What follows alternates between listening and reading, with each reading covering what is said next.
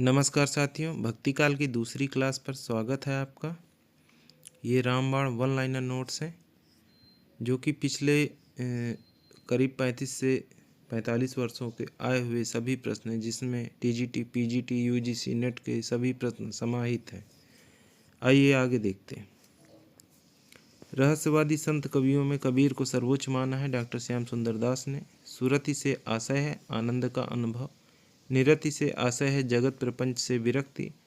संत कवियों का ब्रह्म या परम तत्व एकेश्वरवादी विचारधारा से पुष्ट करके किसके निकट है? अद्वैतवाद।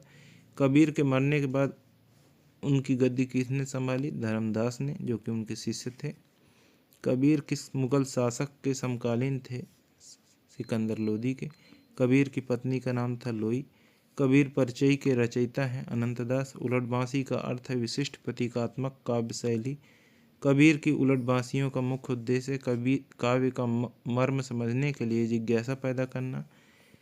कबीर को बिना महाकाव्य लिखे महाकवि माना डॉक्टर राम स्वरूप चतुर्वेदी ने।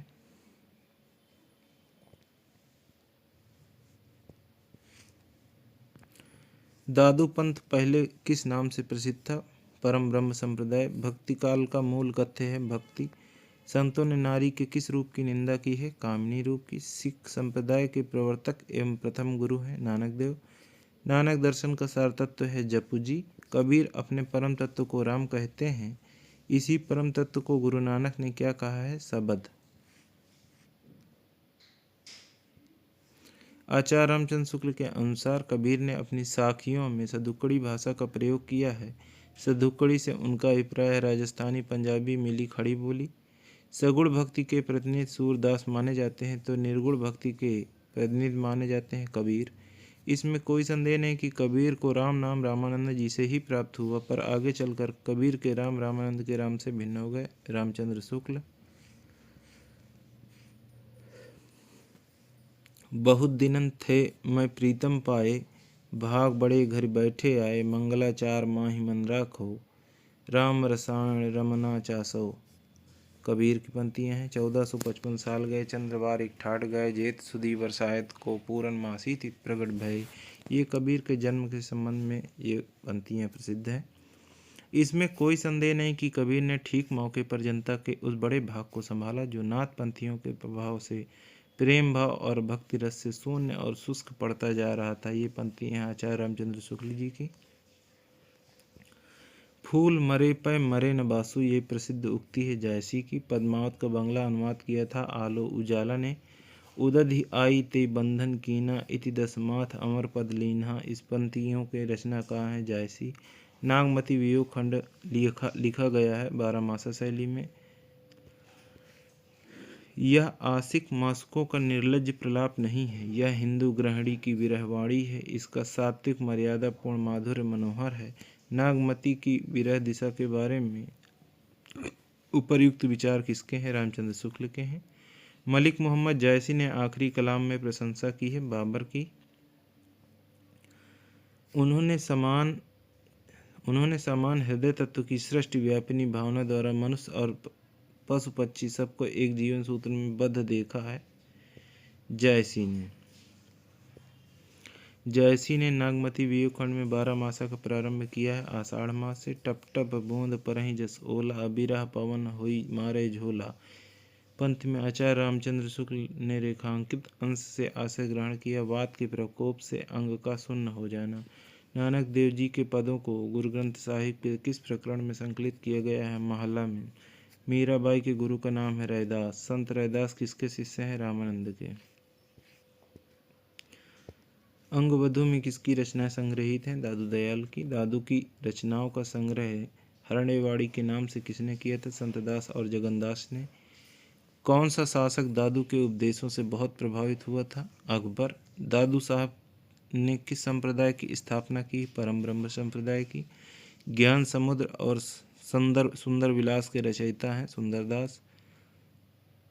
मलुकदास की रचनाओं में सर्वाधिक महत्वपूर्ण है ज्ञानबोध। दादू दयाल की शिष्य परंपरा के किस संत ने सत्यनामी संप्रदाय चलाया?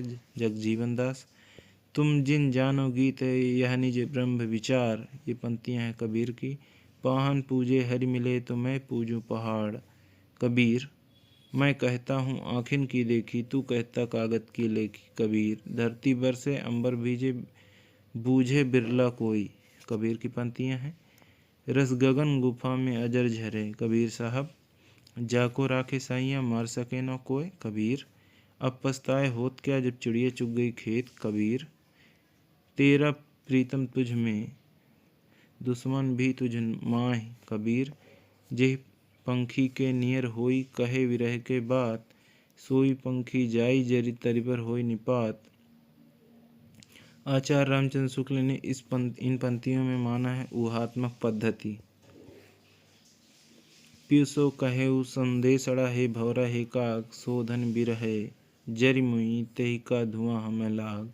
में भंवरे व काग को अलग अलग संबोधित करने की व्याख्या के प्रसंग में आचार्य रामचंद्र शुक्ल का कथन है, आवेग की दशा में यही उचित है। ज्ञानदीप नामक प्रेमाख्यान काव्य की नायिका हैं देवयानी। जायसीकृत पद्मावत में प्रयुक्त छंद है चौपाई दोहा। अंगद पैच की रचना की है ईश्वरदास ने। मृगावती के रचनाकार हैं कुतुबन। सन 927 आहा, कथा आरंभ बैन कवि कहा। में 927 का ईस्वी सन होगा 1520 ईस्वी। रचना काल की दृष्टि से ग्रंथों का सही अनुक्रम है मृगावती, ज्ञानदीप, इंद्रावती, अनुराग बांसुरी। सूफी काव्य परंपरा की सर्वश्रेष्ठ रचना है पद्मावत। शाह निजामुद्दीन चिश्ती की शिष्य परंपरा में हाजी बाबा के शिष्य हैं उस्मान, जिसने चित्रावली लिखी थी। अनुराग बांसुरी के रचनाकार हैं नूर मोहम्मद। मुँह का हंसे को कोहराई, इसका तात्पर्य मुझ पर हंसते हो या उस कुम्हार पर। जैसी बहुत ही काले और कुरूप थे, जिस पर एक बार शेरशाह सूरी ने हंस दिया था। तब उन्होंने यह बात कही थी कि मुझ पर हंसते हो या उस कुम्हार पर जिसने मुझे बनाया है। जायसी ने 12 मासा के रूप में मार्मिक चित्रण किया है नागमती के वियोग का। प्यू वियोग अस बाउर जीव। पंक्ति में बाउर शब्द का अर्थ है पगली। कुतुबन किस बादशाह के आश्रित थे? हुसैन शाह के। छार उठाए लीन एक मुठी, दीन उठाई पृथ्वी झूठी। यह पंक्ति ली गई है पद्मावत से। भक्तिकालीन सूफी काव्यधारा में परमात्मा को स्त्री और आत्मा को पुरुष रूप में चित्रित किया गया है। रौस्तुल हकायक के रचनाकार हैं नूर मोहम्मद। बोया पेड़ बबूल का तो आम कहाँ से खाएं। कबीर। जीवन जौवन राजपद, अविचल रहे न कोय। कबीर। कोटि जतन पर बोधिए, कागा हंस न होय। कबीर। हीरा जन्म अमोल है, कौड़ी बदले जाए। नानक देव। कबीर कानी राखी नहीं, कबीर कानी राखी नहीं। वर्णाश्रम सट दर्शनी ना भदास। सूफी शब्द की उत्पत्ति के मूल में किस शब्द को सर्वाधिक मान्यता मिली? सूफी काव्यधारा को। सूफियों द्वारा अपनाई गई मसनवी शैली से आशय रचना के आरंभ में ईश्वर की वंदना, पैगंबर की स्तुति, साहे वक्त की प्रशंसा आदि। साहे वक्त से मतलब है राजा की प्रशंसा। हिंदी का प्रथम सूफी कवि कौन है? मुल्ला दाऊद चंदाइन वाले। सूफी मत में साधना के कितने सोपान हैं? 4। शरीयत, तारिकत, मारिफत, हकीकत।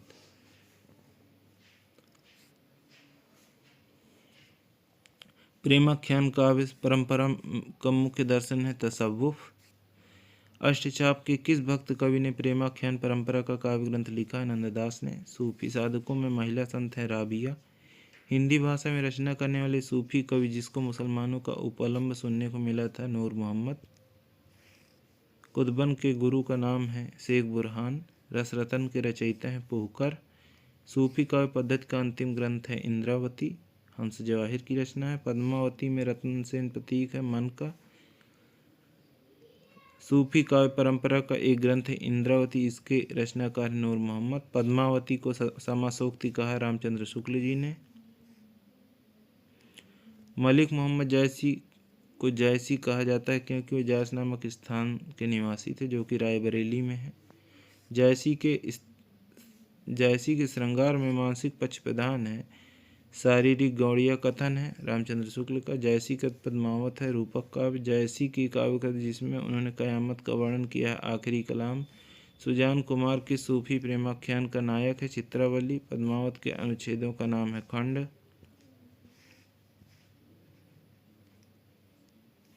प्रेमाख्यान काव्य परंपरा का मुख्य दर्शन है तसव्वुफ। पद्मावत को सूफी काव्य मानने से इनकार करने वाले आलोचक विजय देवनारायण शाही। कलिकुटिल जीव निस्तार हित वाल्मीकि तुलसी भयो उक्ति रचित है नाभादास द्वारा। मातु पिता जग जाई तजो विधियों न लिखियो कुछ कछु भाल भलाई। यह आत्मपरक काव्य पंक्ति किस भक्तिकालीन कवि की है? तुलसीदास की। कीरति भनित भूति भली सोई सुर सरी सम सब कहाँ हित होई। ये पंक्तियां तुलसीदास की। लोक मंगल की साधना का कवि कहा जाता है तुलसीदास को। मेधाकर बहुगुणा द्वारा रचित कृति है रामायण प्रदीपम। नाभादास किस भक्ति धारा के कवि हैं? राम भक्त के। सच पूछा जाए तो मध्य युग की समग्र स्वाधीन चिंता के गुरु रामानंद ही थे, यह कथन है हजारी प्रसाद द्विवेदी का। सूफी साधना के कितने संप्रदाय हैं? 4। हिंदी सूफी काव्य किस भाषा में रचा गया है? अवधी में। लखम सेन पद्मावती कथा के रचयिता हैं दामो कवि। कुतुबन के गुरु थे शेख बुरहान। कुतुबन द्वारा रचित प्रेमाख्यान काव्य है मृगावती। मधमालती मंझन। मधमालती प्रेमाख्यान काव्य का नायक कौन है? मनोहर। मुल्ला दाऊद कृत चंदैन किस लोक कथा पर आधारित है? चनैनी।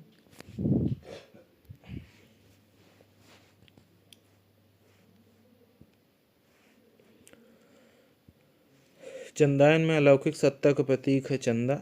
सूफी प्रबंध काव्यों में परम सत्ता के साथ कौन सा विभाव मिलता है? दाम्पत्य। अनलहक मैं ही ब्रह्म हूँ किसने घोषित किया? मंसूर ने, जिस पर इन्हें फांसी पर भी चढ़ा दिया गया था।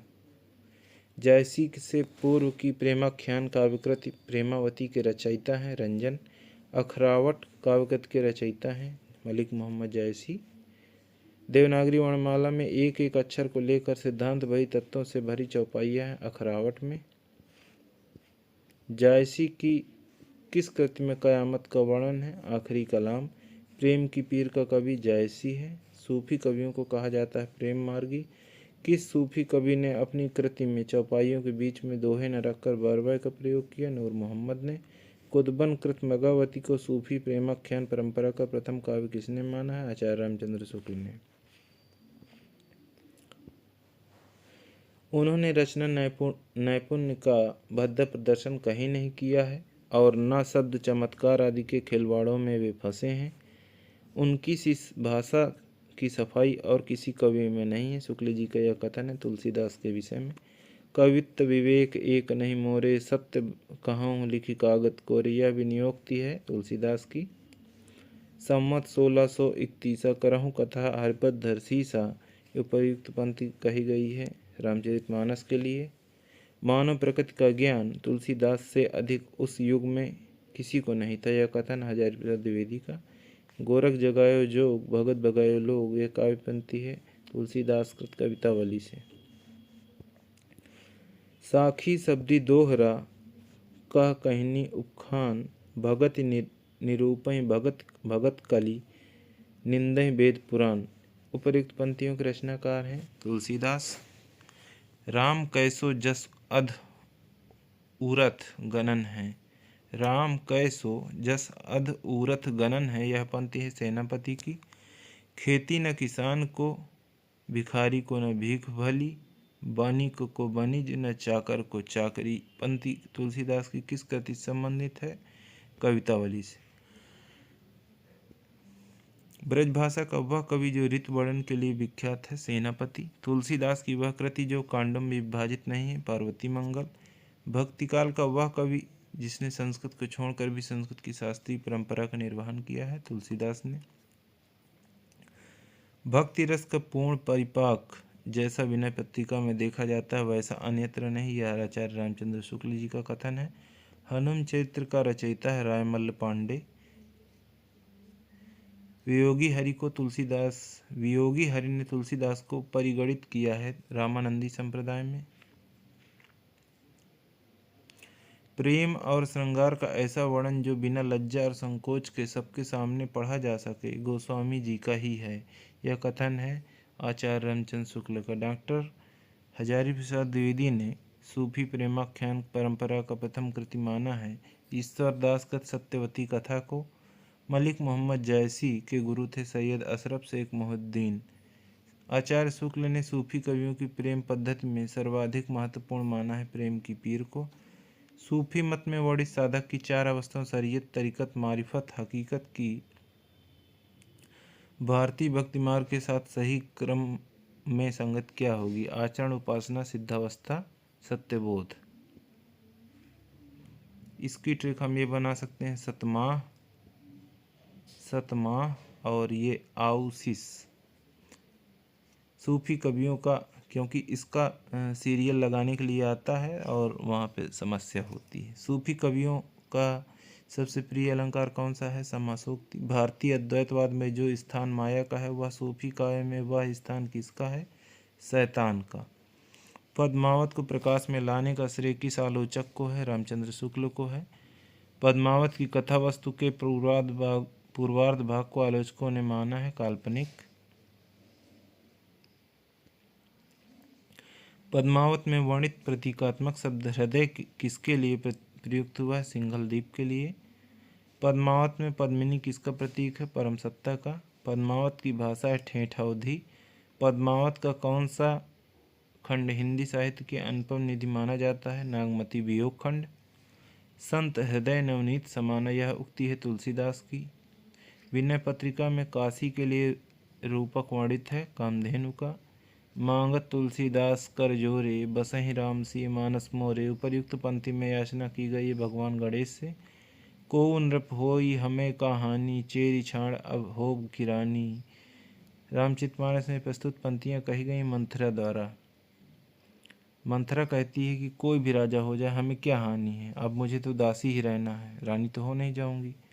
सीता त्रिष्टा संवाद रामचरितमानस के किस कांड में वर्णित है? सुंदरकांड में।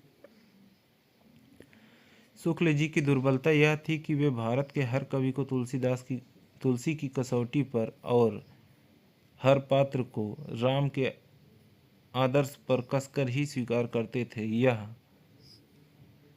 कथन है डॉक्टर गणपत चंद्र गुप्त जी का। तो दोस्तों आज के लिए इतना ही। कृपया लाइक और सब्सक्राइब करें, दोस्तों के साथ शेयर करें। आप सभी का धन्यवाद।